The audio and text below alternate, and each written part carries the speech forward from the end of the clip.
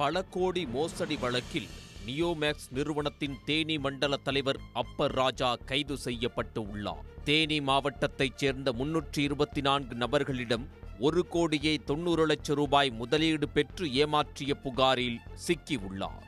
நிலத்தில் முதலீடு செய்து அதிக லாபம் பெற்று தருவதாக சொல்லி மக்களிடம் பல ஆயிரம் கோடி ரூபாயை வசூல் செய்து மோசடி செய்ததாக மதுரை SS காலனியை தலைமையிடமாக கொண்டு செயல்பட்ட நியோமேக்ஸ் நிறுவனம் மீது பொருளாதார குற்றப்பிரிவு போலீசில் புகார்கள் குவிந்தன. இந்த நிறுவனம் பற்றி பொருளாதார குற்றப்பிரிவு தீவிரமாக விசாரிக்க ஆரம்பித்தது.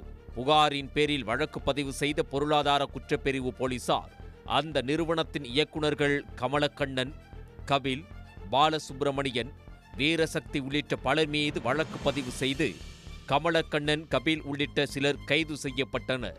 இந்நிலையில் நியோமேக்ஸ் இயக்குநர்கள் கமலக்கண்ணனுக்கு வழங்கிய ஜாமீனை ரத்து செய்ய கோரி விருதுநகர் மாவட்டம் சொக்கலிங்கபுரத்தைச் சேர்ந்த ரவிசங்கர் என்பவரும், கபில் என்பவருக்கு வழங்கிய ஜாமீனை ரத்து செய்ய கோரி ராஜ்குமார் என்பவரும் ஐகோர்ட் மதுரை கிளையில் மனு செய்தனர்.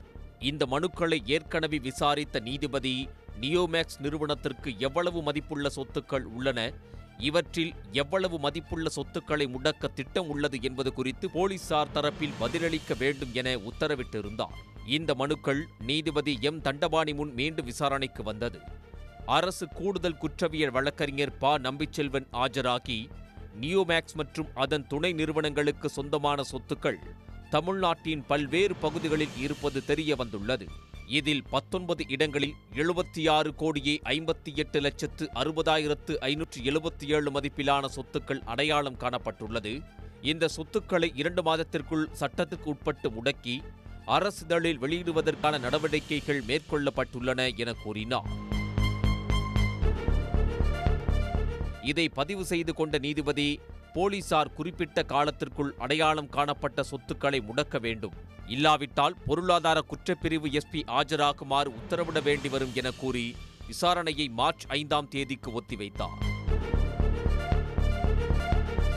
இந்நிலையில் தேனி மாவட்டத்தில் 324 நபர்களிடம் 1,90,00,000 ரூபாய் முதலீடு பெற்று ஏமாற்றியதாக நியோமேக்ஸ் தேனி மண்டல தலைவராக இருந்த அப்பர் ராஜாவை பொருளாதார குற்றப்பிரிவு போலீசார் கைது செய்துள்ளனர். உடனுக்குடன் செய்திகளை தெரிந்து கொள்ள சன் நியூஸ் பெல் ஐகானை கிளிக் பண்ணுங்க.